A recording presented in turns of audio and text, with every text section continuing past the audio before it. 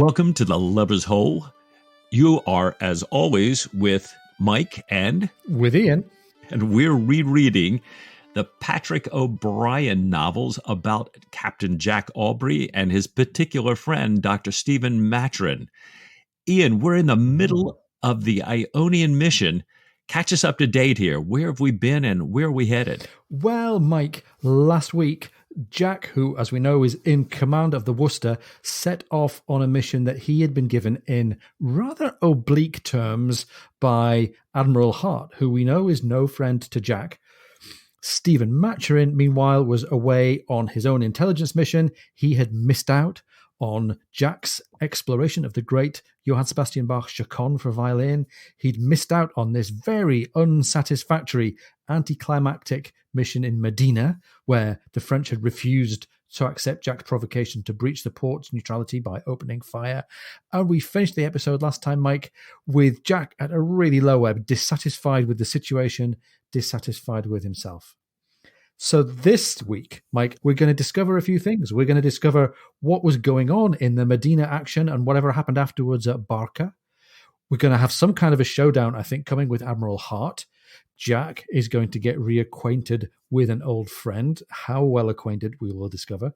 Stephen makes an unwelcome entrance, plus there's going to be some espionage ashore, Mike, resulting in a surprising encounter in a moonlit French marsh. Ooh, now that sounds intriguing. I'm looking forward to that. I love how we open chapter 7. So you mentioned, Ian, that we had the Medina action last week and all these things that happened presumably with Barca, but in classic O'Brian style, we never heard about. That's right. And now we're opening chapter 7, hearing about them in hindsight, in recollection, right? And it's a different kind of scene here. Jack is now sitting in Admiral Thornton's office, and he's telling the story of his journey, and he's right at the point where Medina is over, and he's setting his course for Barca, having sent Babington and the Dryad back to tell the Admiral about the French presence in Medina. And O'Brian notes that the Admiral looks at him with a cold objectivity and asks him to describe what happened at Barca. That's right. And Jack reports that the situation at Barca was, to use his words, not altogether satisfactory either. When they arrived, Esmin Pasha, the local ruler, was fighting his son Moulay, who in turn was attacking him. So Esmin asked for guns and presents from Britain. Jack felt that he needed the Admiral's consent to supply the guns, but after consultation with Mr. Consul Hamilton, he had sent his carpenter, his gunner, and a dozen hands ashore to remount Esmin's own guns so they could be fired and could help rebuild the defences locally. But a new squadron had come in from Constantinople with a new pasha and an order for the recall of this guy Esmin, who in due course ran off in the night, taking the guns and the presents to join his son and fight this new pasha. So the newly installed ruler of Barca then turned around and said, well, it's customary to welcome me with music and fireworks and gifts. And Jack said with a nervous artificial smile, the music and the fireworks I could manage. So clearly the gifts were gone, and that was it.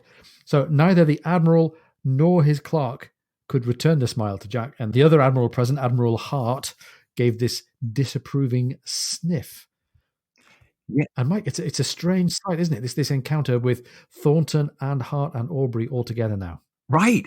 Here they are, from Jack, as we recall, having had some of his own doubts earlier. Now he's sitting here, seems to be squirming in front of the Admiral, a little bit worried. And I think probably just not exactly sure about what's going on here. O'Brian writes, it was a curious sight, the massive Jack Aubrey, a powerful fellow in the prime of life, long accustomed to authority, sitting there with an anxious, deferential expression, poised on the edge of his chair, before a small, sick, bloated old man he could have crushed with one hand. The service had enormous faults. Its dockyards were corrupt and often incompetent. The recruitment of the lower deck was a national disgrace, and that of the officers an utterly haphazard affair, while their promotion and employment often depended on influence and favoritism, yet still the Navy managed to throw up admirals who could make men like Jack Aubrey tremble. Ooh. And this Admiral Thornton, who, as we remember, is a sort of recharacterization of a real admiral, Admiral Collingwood, who had been Nelson's second in command for most of his career. This admiral asks if Jack has seen Babington, which is kind of a strange question, and Jack says, of course he had. Babington had come out to meet the Worcester in a double-banked cutter. And then we get the big bomb, Mike, dropped by this very stern, very serious admiral who says to Aubrey, then you are no doubt aware that I have it in contemplation to call you both, that's Aubrey and Babington, to a court-martial for disobedience of orders. And Mike, it looks like Jack for a moment here could be in serious trouble. He's been called in by Thornton. He's been blindsided by this big accusation from Thornton that he, Aubrey, had disobeyed orders. And maybe we're asked to hark back a little bit to Jack's reflection a couple of chapters ago, where he was reflecting that just as Admiral Mitchell had been flogged around the fleet, maybe Jack's end might be disciplinary disgrace and flogging. Yeah, we had suspected that Harte might be up to something with Jack and Babington when Jack was getting his orders. And it turns out that it was Thornton's intention all along for the Dryad to have been captured there at Medina, forming a pretext for Thornton to dispatch his squadron to overthrow the current bay to clear out the French. But Harte had misled Aubrey, and we don't know whether this is out of incompetence or cowardice, not wanting to give these unpalatable orders to Aubrey to sacrifice the Dryad. But knowing Harte like we do, it was most likely just a clumsy trap, hoping to trip Jack up. Or we recall, Harte thinking to cure him for good and all. Clearly, what we thought might be the Ionian mission starting. This was not the Ionian mission here. No. Far from it. So very quickly, we turn from real heart sinking, oh my gosh, Jack's in the trouble of his life, to the revelation that it was just, as you say, Mike, this clumsy trap set by Harte, and it's revealed in a couple of sentences. Jack pretty soon is back on the moral high horse, so to speak, when this mistake or duplicity on Harte's side is revealed to him and revealed to Thornton. And Mike, I really enjoyed this outburst. Jack in previous times has exploded in front of admirals and senior officers and got into trouble for it, but now I think he gets a perfectly judged explosion fueled with genuinely righteous anger. And he says, when I referred to my written orders, I found nothing whatsoever, not the slightest hint that they were to be understood in the special sense that I was to send a ship under my command into a trap and oblige her to be captured, perhaps with heavy loss. And I do not wonder at it, sir, said Jack, his choler rising at the idea of Babington hauling down his colours at last under overwhelming fire.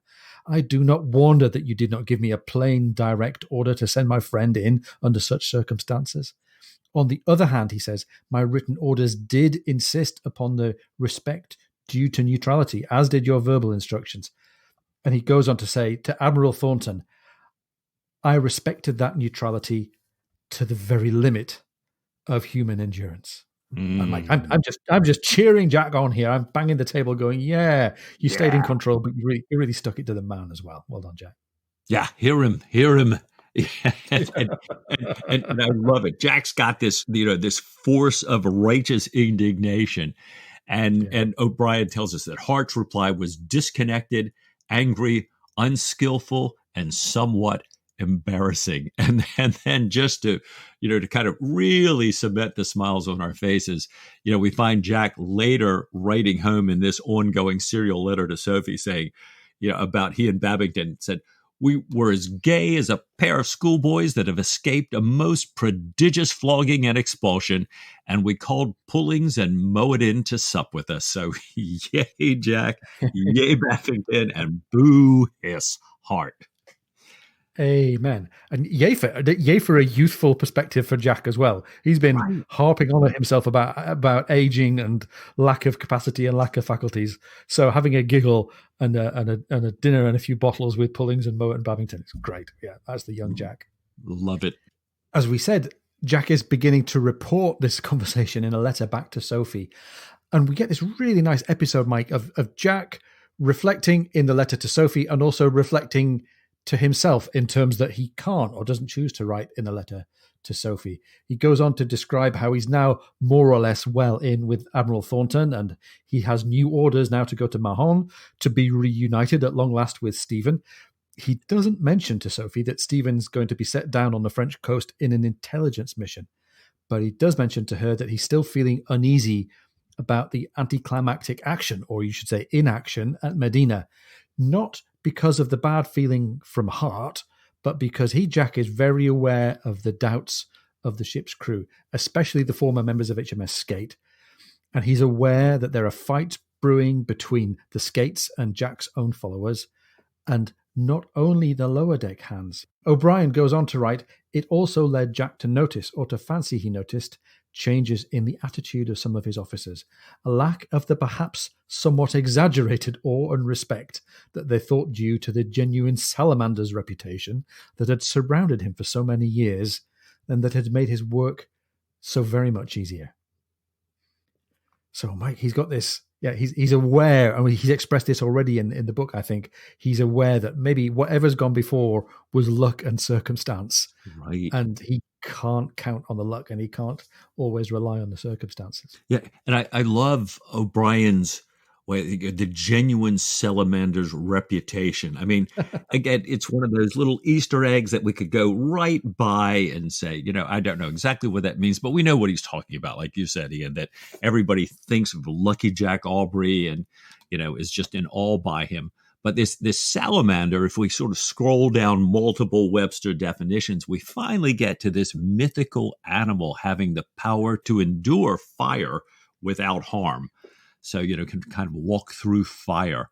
It goes back to Paracelsus, the great Swiss alchemist, one of the forefathers of modern medicine here, who accords these beings with each of the four elements, the primal elements.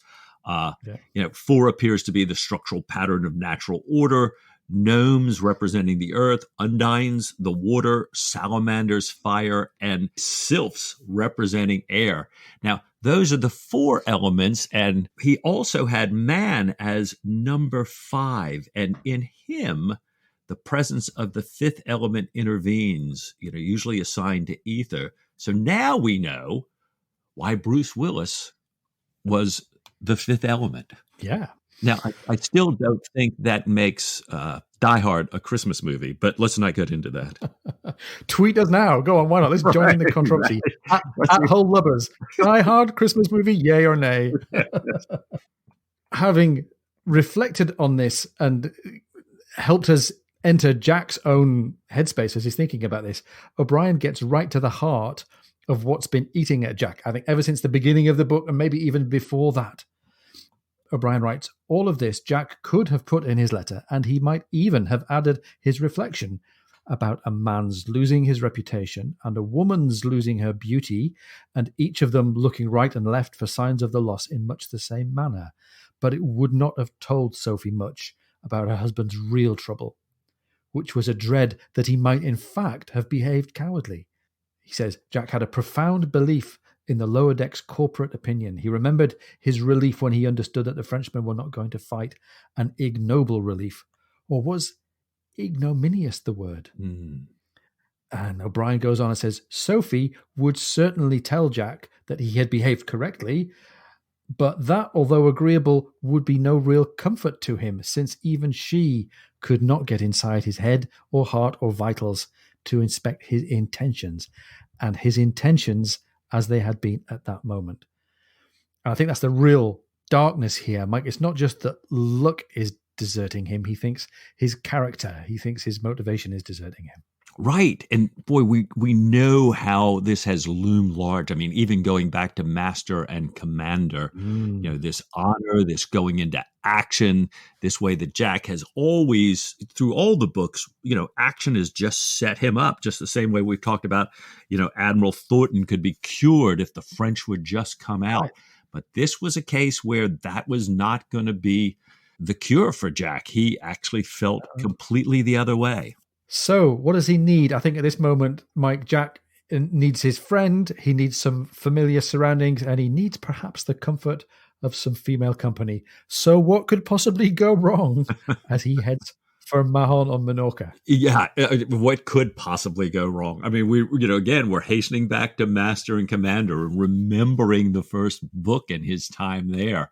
And sure enough, O'Brien takes us back to the scene here. We've got Jack and his barge crew. They're approaching the inlet at Port Mahon, all very familiar territory from Jack's days in command of the Sophie.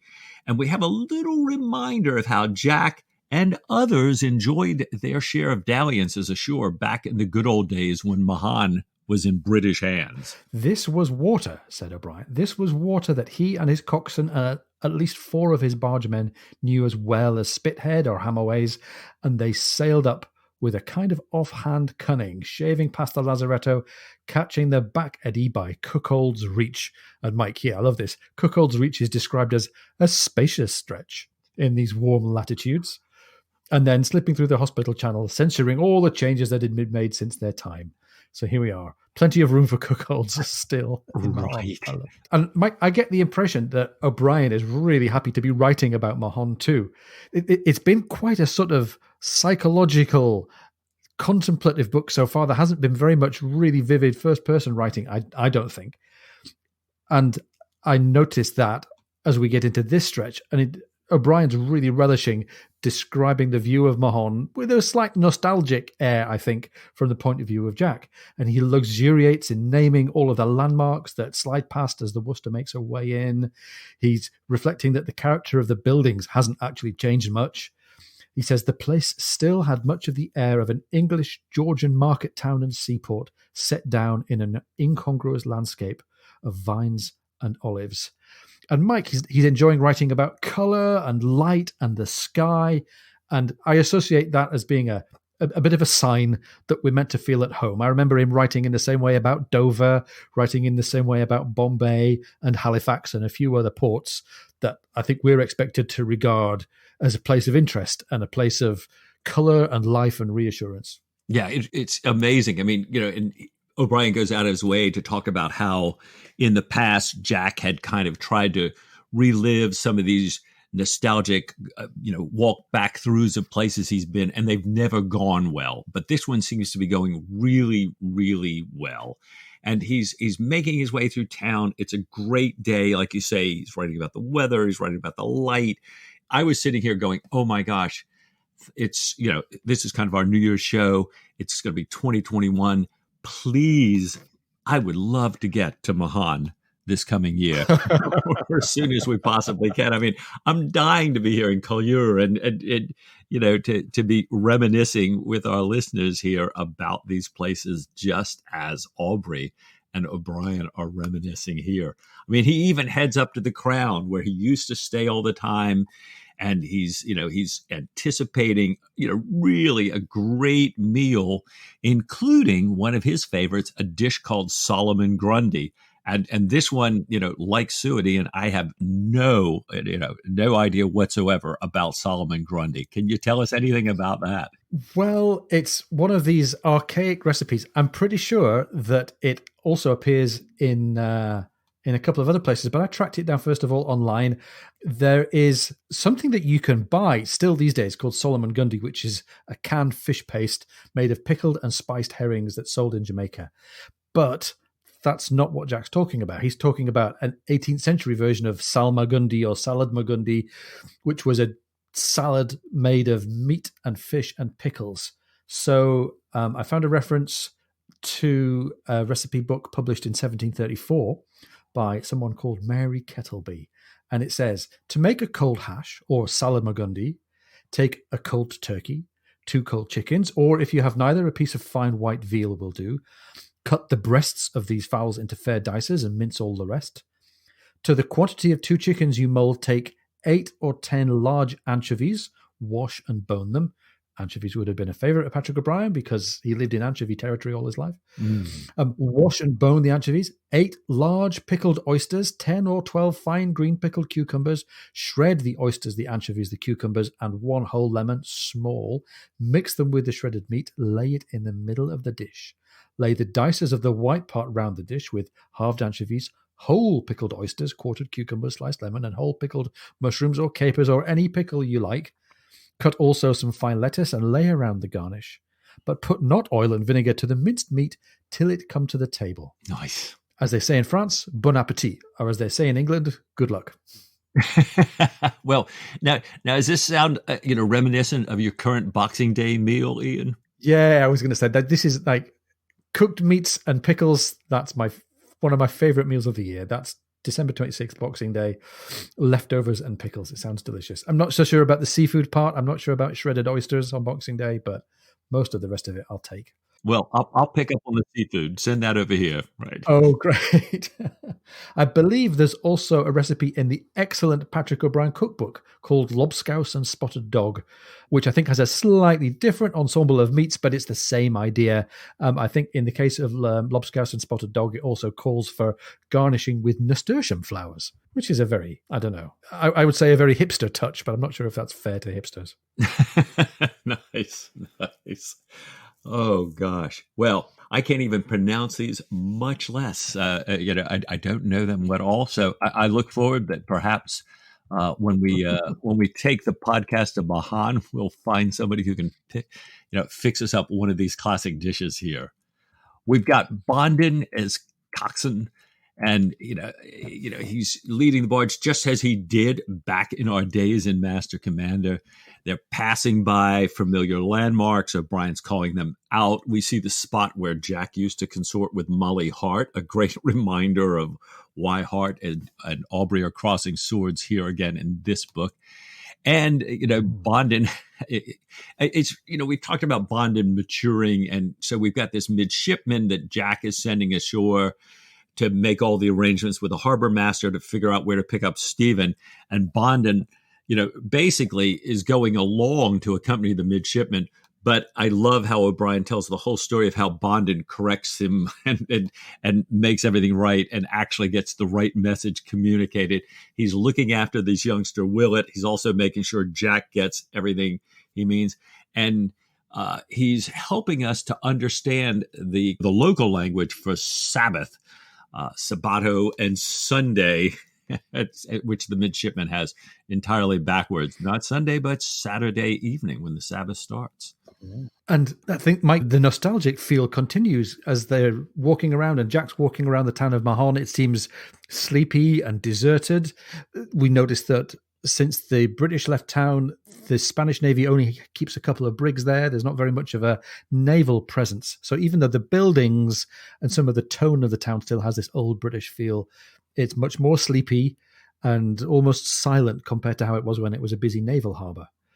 So in this hot, sunny day, Jack feels like he's more than ready for a cool rest in the shade. And having called in at Joselitos, he then gets to the Crown. And we already hear that he's feeling more like his old self because the cold, for example, that's bugged him for about the last 4 chapters has long gone. And he hears the sound of a deep contralto woman's voice singing high upstairs. And that makes him think of Mercedes, the maid that we met, and more importantly, that Jack met way back in Master and Commander. Right. This is the woman whose, I believe, whose mother used to supply Jack with all his secret intelligence about shipping in the area, kind of set him up to be Lucky Jack. So we've got the scene set here. Jack walks into the tap room at the Crown, and there's a parrot there who says, "You bloody old fool." and we close in on the details from Jack's point of view, completing this lovely and nostalgic description of the interior of the Crown.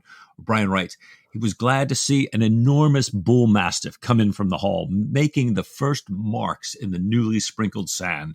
The Crown had always had fine English mastiffs, and this one, a young brindled bitch with a back broad enough to dine on, must be a granddaughter of all those he had known very well. So brindled means tiger striped. There was a brindled bitch, I believe, in Harry Potter is Harry's aunt.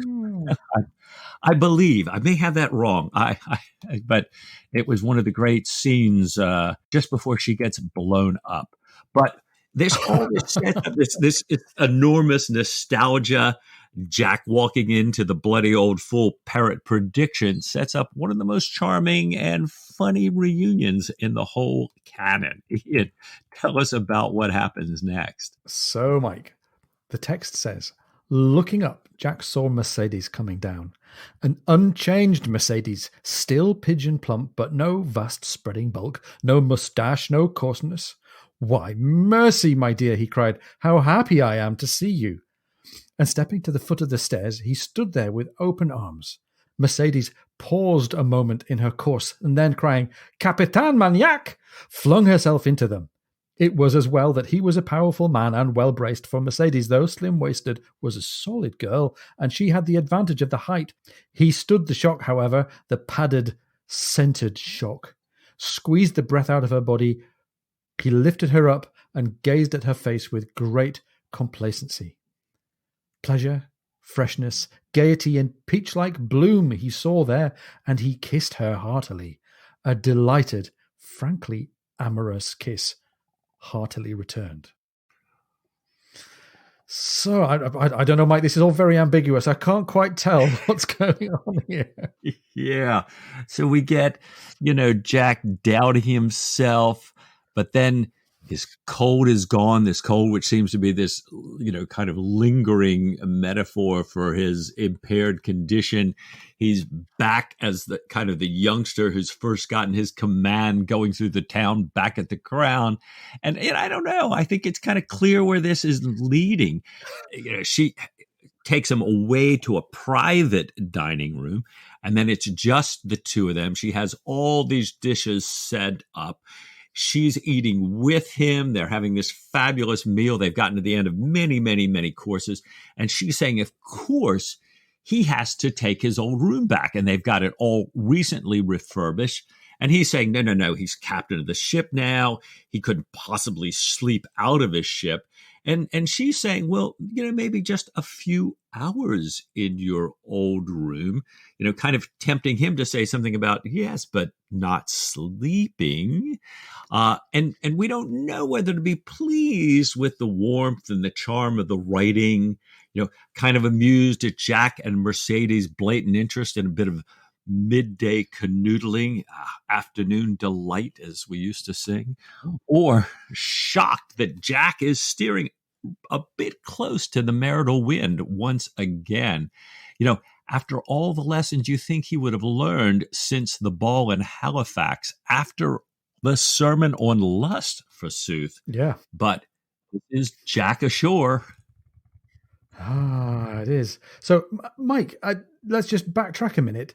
Mercedes greeted him not with the name of Jack, but with Captain Maniac. What's going on there? What do we think Maniac might mean? Well, this is amazing. I stumbled on this just a little bit, thinking this is just, as Mercy would say, her kitchen English, her poor English. Yeah. But lo and behold, a little research, this is a Catalan phrase.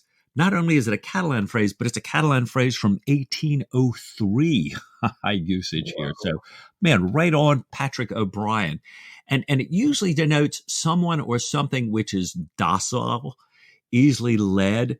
It was first applied to spoiled children and then later to dogs, but it also suggests something lacking in aggressiveness, which we're kind of, is sort of a double-edged sword here. We're going, that's the way Jack has been feeling, but clearly the way he's acting right now, he's certainly moving out of and is starting to act aggressively here. I don't know. What did you take away from it, Ian? Well, it's funny.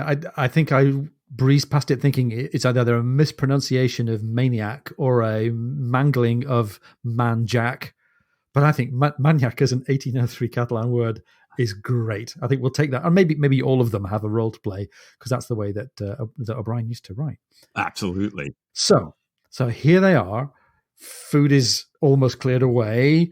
The bedroom is beckoning. Who better, Mike? Who better to grouch in on the scene with great timing, with urgent news and ill-judged banter than Stephen Maturin? So O'Brien describes Stephen's arrival as the most unwelcome entrance of his life. And Mike, O'Brien's including Stephen entering rooms containing American spies and French secret agents. So that's a pretty high bar. Stephen's arrival, the most unwelcome entrance of his life. Mercedes jumps up, pretends to be serving Jack. Stephen goes straight to Jack, got no compunction at all. Says, "Come, brother, drink up your coffee. There's not a moment to lose. We must run to the boat." Stephen turns, recognizes, greets Mercedes without missing a beat in Catalan, asking her to bring the bill so they can hurry away. And Jack tries to make all of his excuses to delay the departure, says, "Well, maybe I can meet you in a few hours." And Stephen bats all of these excuses away. Are they of the very first importance to the service? And Jack says, "Well, actually, they're not." "Well, then let us hear no more of them, I beg. Would I have rid the cruel long road from Ciudadela in the heat of the day? Would I drag you from your coffee and your company and drink none myself if there were no imperative haste?" And here it comes. "If it were not more important than amiable communications or even than spouse breach, for all love. Come, child. The captain's hat and coat and sword, if you please." Duty calls him away. Spouse breach. Well, Mike, I think that if it's time for drinking up coffee and reflecting on amiable communications, I'm not going to say reflecting on spouse breach, reflecting on amiable communications, then I think I could do with a few moments away to gather my thoughts. What about you? Well, I think I am going to call myself away from moral introspection, and we'll be right back. After this short, cold shower.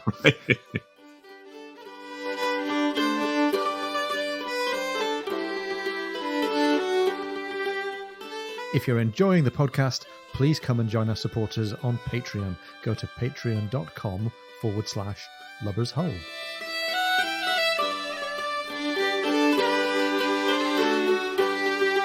So, welcome back.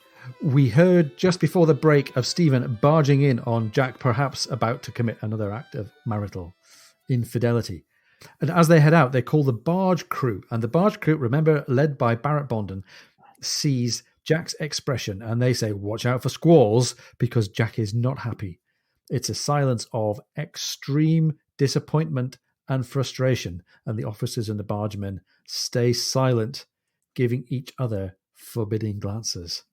And Mike, we don't hear very much about the conversation in the boat, which must have been awkward. But we go straight back into Stephen's point of view, and he's thinking about what's coming next. Yeah, Stephen's oblivious to this whole thing because he's thinking about this hastily called meeting. We realize as Stephen's thinking about this that, you know, he's ridden at breakneck speed on this mule all morning through the hot sun because we knew in the beginning of this book that one of his missions was to be placed down on the French coast. It turns out that this really important meeting that this whole mission has been leading to has now been moved up. They've gotten many more French officers and their allies. They've worked hard to kind of coordinate getting all these people together in one place at one time. And in order to accommodate one officer, which is going to be extremely important to attend, they've moved this meeting up, and Stephen realizes that he, you know, while everybody else can probably make it, it's going to be a real toss-up as to whether he can get there in time, whether the Worcester can get him to the right place on the shore of France in time. This is something that Stephen's just plunged into with great seriousness, and it feels really awkward as they get back to the Worcester, Mike. There's this uncomfortable conversation. From my count, Mike, I think it's been a long time since these two were properly at odds with each other, since there was any genuine air of disagreement. And in the cabin, Stephen asks Jack if he can get him to the mouth of the Aiguille by Tuesday evening. I think this location is fictitious, but it's on the shore of the Languedoc region of France. Jack whistles when he looks at the location and starts to list all of the nautical reasons why he clearly cannot guarantee that. And Stephen cuts him off. "For God's love, Jack, just point the ship in as near as the right direction as ever you can and tell me about leeway afterwards. There is not a moment to be lost." And Jack goes on deck and off they go, tearing out of the harbour. I think Jack even offered to slip the cable if he thought a few minutes would save some time. And Stephen realizes that he has, in fact, really vexed Jack. And there's this very awkward feeling between them. Meanwhile, the atmosphere on the ship is actually pretty high now, Mike. Yeah, it's interesting. Jack and Stephen are at odds together, but now we're going tearing out of the harbor here, and all the old Sophies are telling their shipmates how Jack has never left the Mahan harbor in a hurry without taking a prize or several prizes. And this word is flashing itself around the ship. Jack's now gotten them out and on their way. He returns back to the cabin, reports to Stephen in a very official, formal, stern tone that he may well be able to get Stephen there in time if the breeze holds, and he thinks it might. Now, O'Brien tells us that Stephen makes what he writes as all proper acknowledgments, I guess trying to be a little bit more deferential here, but that Jack carries on in his captain's voice. I am not sure what you meant by saying spouse breach of the crown just now, but if it means what I think it means, allow me to tell you that I resent the imputation extremely. Stephen was about to deny it, or he try some fallacious attempt to explain it away, but the text says he found it was exceedingly difficult to lie successfully to so intimate a friend. In the event, he only had time to pass his tongue over his lips once or twice like an embarrassed, guilty dog before Captain Aubrey stalked out of the cabin. And right, it's funny how quickly the tables turn, isn't it? Jack was clearly about to commit a major moral stumble and was actually rescued from it by Stephen. But with a couple of turns of phrase and an awkward non-response in the conversation, actually it's Stephen who feels under moral pressure and is seen to be the one at a bit of a disadvantage. So they're really kind of feeling their way around each other here a little bit. And it's almost like we've got this kind of morality tennis match going on, because it wasn't, but a few chapters back that we had Jack trying to talk to Bennett and trying to convince Stephen to tell Bennett. So amid all of this, Stephen's thinking about Jack's harshness and actually doesn't want to dwell on it. He goes back to thinking about the details of the rendezvous, and he heads back to a little bit, I think, of Stephen's comfortable place, which is thinking about wildlife, because he's thinking this particular location in the coast of Languedoc, he's hoping that bitterns may be back there. So stick a pin in bitterns. We might pick up a bittern action later on. Nice. Well, Stephen kind of heads off to the sick bay then. He's been gone for quite some time. He wants to catch up with his assistants. And what he finds them doing is they're all abuzz, excited about how much prize money they're going to make once the Worcester catches up with this, whatever prize they're now chasing. In their heads, they're already spending their prize money. So they tell Stephen about Barca. They tell Stephen all about Medina. And they also tell him that they have never seen a ship's company so deflated or divided. And, while they don't have many people in the sickbay there, they attribute pretty much all of their injuries, except for the camel bite from Barca, to fights between crew members. And, it's this brewing thing that we heard earlier, the Skates, the old Sophies. But they're sure that once this prize is captured, it'll wipe out all the crew's sense of failure.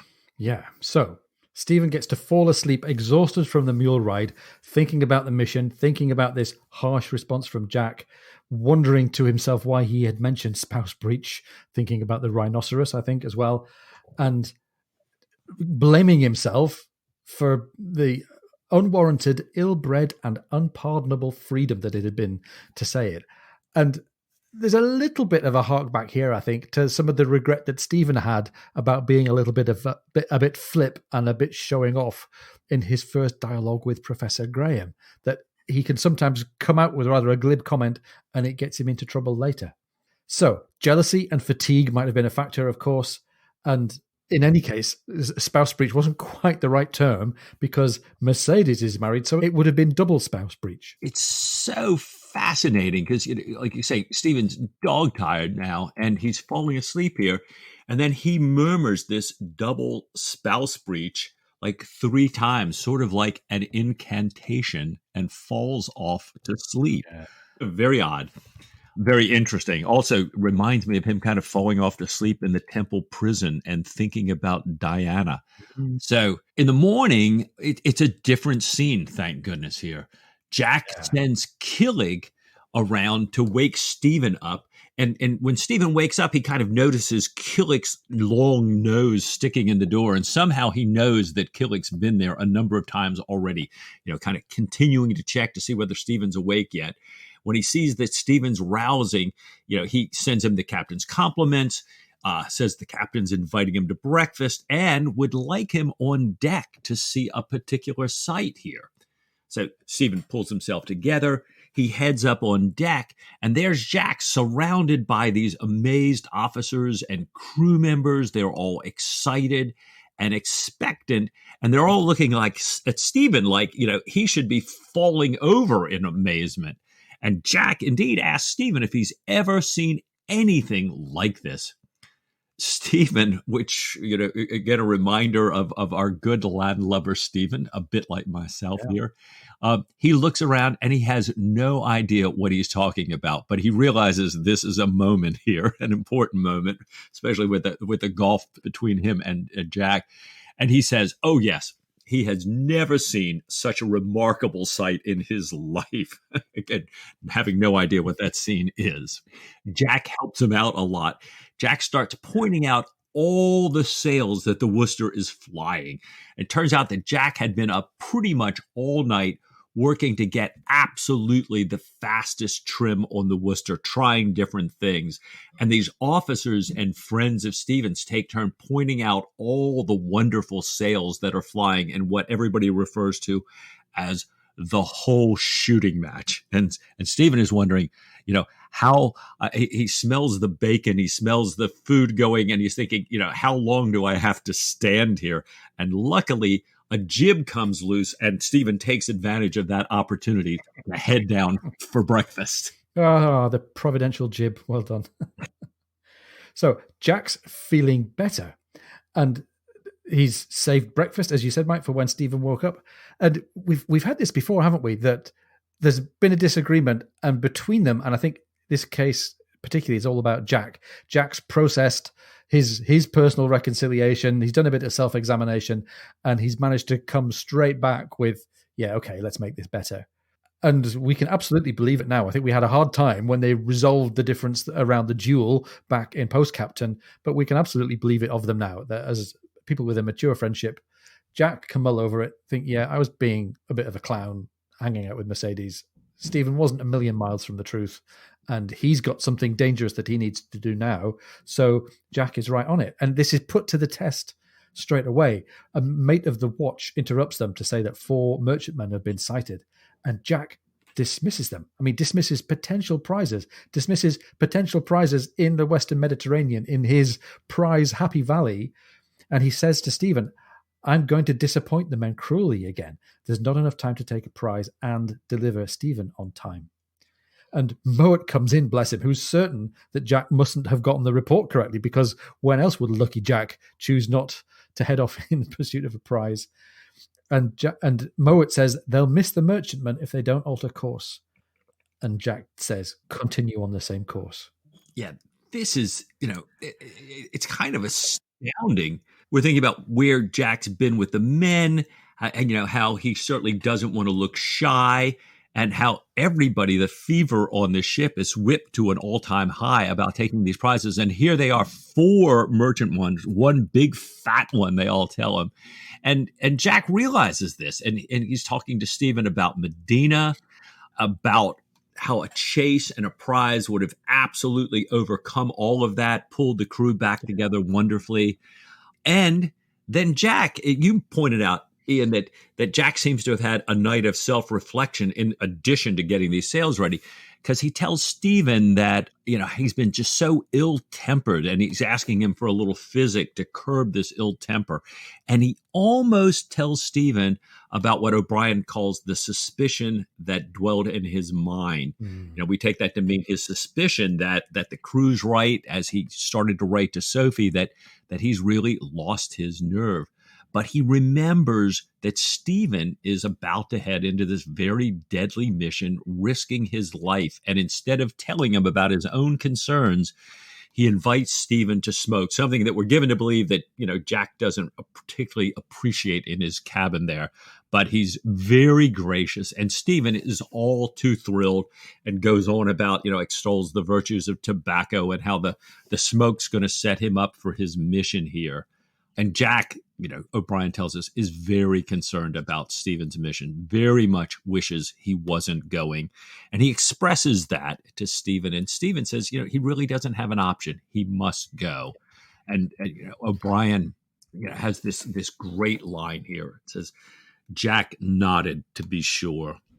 Stephen's landing in some remote creek had as little free choice about it as Jack's carrying his ship into action.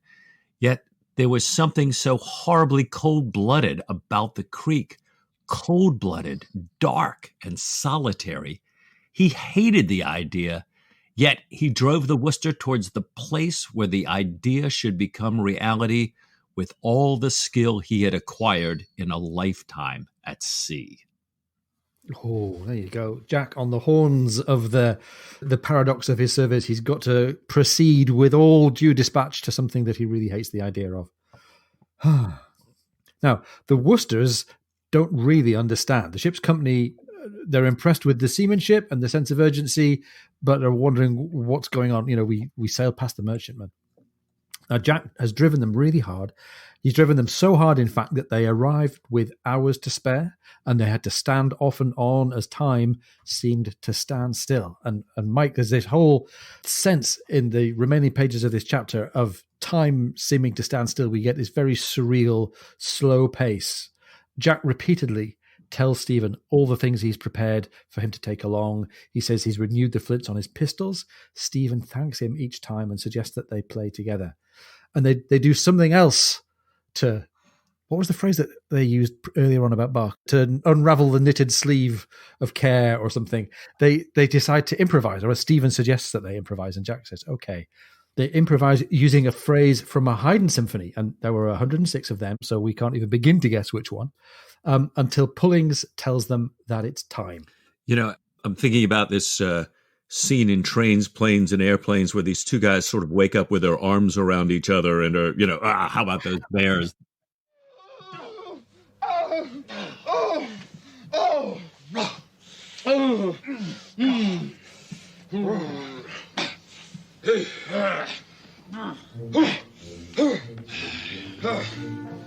See that Bears game last week? Yeah, hell of a game. Bears got a great team this year. They're going to go all the way. Oh, yeah. And I'm almost envisioning this, that here is Stephen and Jack, both of them in these places. We'll learn more about Stephen's mind in just a minute, but here they are. And so they're kind of wrapping their arms around each other with this phrase that they pass back and forth. I just love this scene, and I'm also a little bit worried about where this is going here as we get, we're coming close to shore. The ship is completely darkened. Stephen's basically handed from one person to another because he can't see. He's taken into a boat, and as he's going down into the boat, the last thing he feels is Jack, grabbing his hand and shaking his hand. And Mowat leads the party. He asks Stephen if he's brought along his boat cloak, and Stephen explains, no, he doesn't need that. It's a warm evening. But Mowat points out that the wind is likely to change and that the changing wind will likely bring rain. Bondin interrupts him to say that Stephen is actually sitting over his boat cloak, that Bondin had stowed it there for him. So, we get the sense again, harken back in several books, how all the men love Stephen. They're looking after him. They fight for Jack on board. They're looking out after Stephen. I love this camaraderie in the community here. And they land Stephen on shore, and they kind of go out of their way to make sure he has everything. They confirm their meeting plans. And then they just as quickly disappear back into the darkness as Stephen sits there watching the sea. And we talked earlier about the four elements, and O'Brien writes here, as Stephen's watching, the only sound was the wind over the dunes and the lapping water down there. It was, in a way, the world at the very beginning, the elements alone and starlight. Oh, wow. Now, Mike, I love this passage that's coming up next, not only because we go from Jack reflecting on his changing character to Stephen, but just because it's so individual, it's so first person, it's such rich writing. O'Brien writes, he was extremely unwilling to move. The sense of personal invulnerability that helped at the beginning of the war had left him long ago. He had been a prisoner the last time he was in France, and although he had come away unharmed, at least 2 of the French intelligence services had identified him beyond any possibility of a doubt. If he were taken now, he could expect no mercy at all. He could not hope to come away untortured or alive. In earlier days, he had faced much the same kind of fate, but then there had always been a certain chance of deceiving the other side or of escape. And in those days, he was not married. His aims were single-hearted, and in any case, he cared less about his life. So, Mike, we've got Stephen held back and made anxious by the fact that he cares more for his life now. Oh, which is pretty deep stuff. And the rest of the description of Stephen going ashore is all about the immediate physical description. I love it. When the time comes, it says, Stephen sets off, he goes towards the meeting place near the surf so that his footsteps will be erased. He has to stop and argue with his unwillingness. He has to stop and debate with himself several times to persuade himself to go forward. And Mike, again, it seems like Stephen, like Jack, is seeing that he can't be as aggressive or as single-hearted as he once was because he's got more attached. He's got more attached to life. He's got more attached to his family and his wife. Right. And it's a little bit like the passage where Jack is playing the Bach Chaconne. It's a bit like the interior of The Crown. All these moments where we get right up into the character's head. It's fascinating stuff. And although lots of the rest of the novel, I think, is about communities and families arguing and forming and reforming, it's about the collective. I think O'Brien's best writing in this book is when he's writing about the individual, as he's doing here. And it even harks all the way back to the foreboding of Stephen walking around the sand dunes of Kent before the duel that he was going to have with Jack in Post Captain. Right. Very, very individual, but still very poetic. I think it's fantastic. Yeah, it's just phenomenal. I mean, it's part of what I think all of us come back to these novels again, time and time again for. Well, Stephen spots a signal light ahead. It's a signal he's been looking for, and he heads towards it, but he has to pass around a lagoon. He's got to follow this old fisherman's path across a bunch of reed beds to a dike, go across the dike, past 3 pools, to get to this shooting box where everyone is supposedly being gathered. And he's supposed to meet his contact here on the dike to, kind of walk along with him here. And so, O'Brien, as you say, takes us along with Stephen in Stephen's head and describing the nature as Stephen takes this journey. He passes all these wading birds. He listens to these flamingos close by. He watches ducks fly overhead. And then about a mile away, he hears, and O'Brien writes, a bittern began his foghorn song. Boom, boom, boom, as regular as a minute gun. I'm taken back to this, thinking about when, like it says here, when we've got the convoys together and they're in deep fog and you've got this gun going off every minute to kind of say, here's safety, here's where we are, everybody stay together. And this bittern is kind of providing that for Stephen, a little bit of perhaps some assurance here, walking through the darkness into this danger. And I was not familiar with bitterns. I had not heard of them before. And it turns out that this is a really fascinating, spectacular, very rare, secretive bird, a swamp and marsh dweller, various varieties found around the world. And maybe we can post something out on social media that gives you just a little bit of a feel for what these things look like, how they puff their esophagus up with air to make this sound. Unfortunately, they are so rare, and it's really hard to get close enough with them to capture the audio there.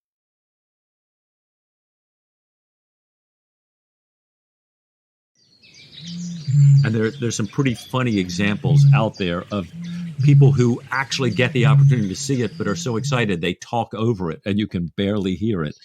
But, an amazing story. So it's not only the bittern as well. Maturin's surrounded by all these sounds of nature. He hears a rabbit taken by a stoat. As he's going through the undergrowth along these paths and through the reeds, he has to be careful of mud and pools. The path is hard to distinguish from all the other paths that crisscross it, even though he thinks he knows where he's going, even though he thinks he knows the lie of the land. It's dark and he's navigating by sound and by touch. He says, these paths were certainly made by wild boars, and at one point he heard a band of them moving about, snorting. But boars did not interest him very much. What almost frivolously occupied the top of his mind, riding above his eagerness for the meeting and his success, and above his deep and sometimes almost paralyzing sense of fear, was the bittern. He was going directly towards it. The sound was astonishingly loud by now. And Mike, as you say, this is a very rare situation for anybody. It's especially a rare and exciting situation for a lover of birds and nature. That the sound was astonishingly loud. He thought the bird might be at the edge of the reeds fringing the next pool, whose far end was formed by the dike itself. If only he could move quietly enough, and if only luck were with him, he might see it standing in the moonlight. I'm just so taken with O'Brien's use of this bittern and how it's, for me, if I'm in the middle of a dark swamp and I'm hearing a bunch of wild boars moving around, that would certainly interest me, but it doesn't. The wild boars don't worry him. Even now the danger of the mission seems to have gone to one side. Even a bit of his eagerness about the meeting and success, like he says, he's just focused on this bittern, which is a fascinating thing. I'm not sure exactly what O'Brien is telling us here about what matters or how we move ahead in the midst of these things. But the bittern does not move. Luck seems to hold. Even when Stephen trips knee deep into mud, and this contact that he's meeting calls out to verify that it's Stephen, the bird doesn't move. Now, it's just taken this full breath, and you'll see in the video clips that they do really suck this incredible amount of air in and blow themselves way out. But O'Brien writes that having just taken a full breath, it falls silent as Stephen and his contact kind of call out their passphrases, the passwords to identify themselves to each other. Stephen notices that the contact, who was supposed to be up on the dike, so was easily seen by everybody that was getting there, was not on it and was down, was moving in the bushes. And the contact tells him that he had heard somebody else moving in the bushes, and so he wanted to be a less obvious target than up there on the dike with this light. He reports to Stephen who all has arrived, who's yet to show up. And Stephen gives us his assessment that this guy, this agent in France here, is clearly a townsman. He's clearly spooked by the countryside. And then we get these almost humorous descriptions of all these times he starts and jumps and cries out once he says, "Oh my God, what was that?" as these two large white shapes rise in the air in front of them. And he's petrified. And Stephen just replies, "Egrets." Great deadpan and great focus. That's what we're seeing, isn't it, from Stephen? We're seeing his ability to just think about the thing that he wants to think about. Right.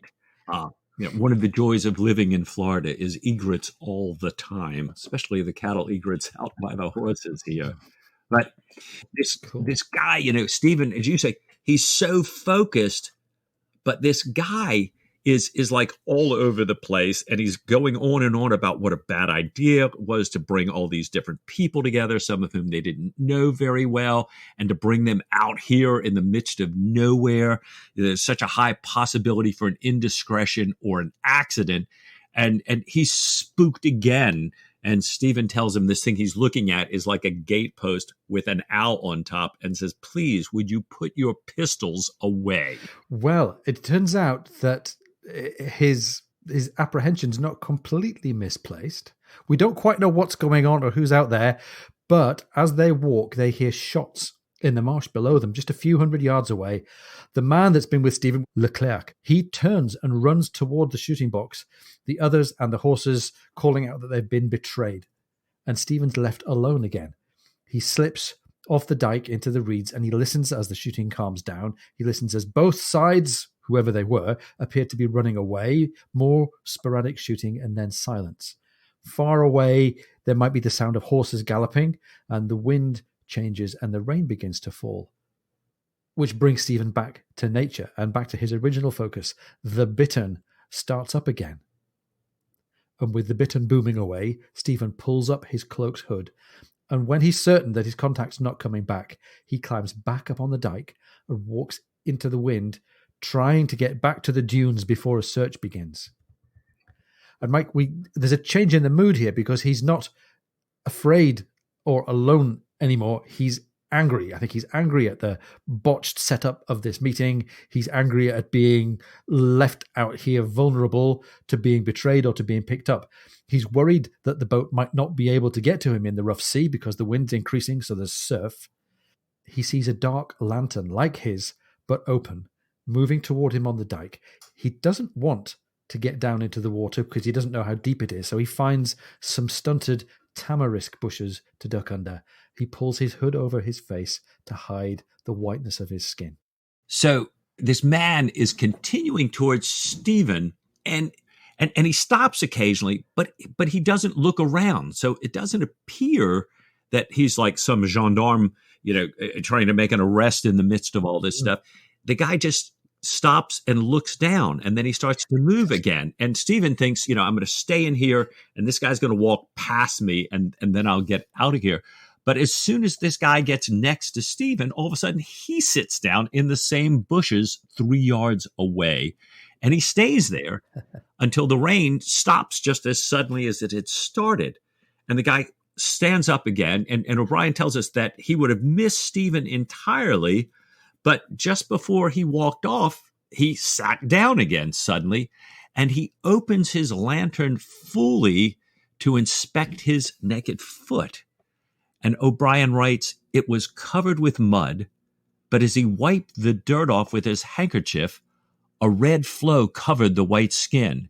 He tried to staunch it with his neckcloth, and in the reflected light, Stephen saw Professor Graham's face, closed and hard with pain, but unmistakable.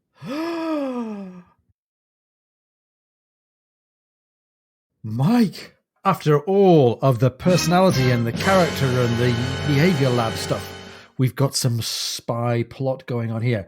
What is Professor Graham doing out in the middle of the marshes, wounded? We didn't know that he was an invitee to Stephen's meeting, or at least not by Stephen or known of by Stephen. So what's going on there? Meanwhile, Jack, what's going on with him? His self-doubts, his thoughts about female company and life, being back in Mahon. What about this mission? What about the French? Because they're still presumably bottled up in Toulon. What about Hamlet? There's an oratorio being planned. Mike, so many threads left to pick up here. What do you say to a bit more Patrick O'Brien? With all my heart.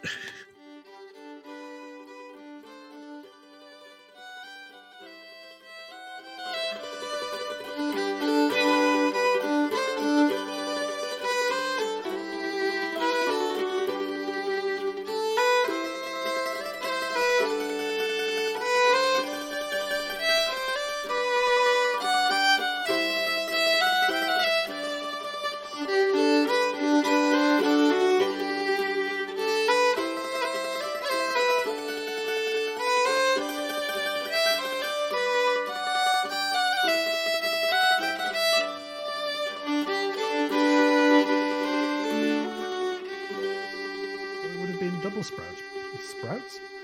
Oh, God. Sprout breach.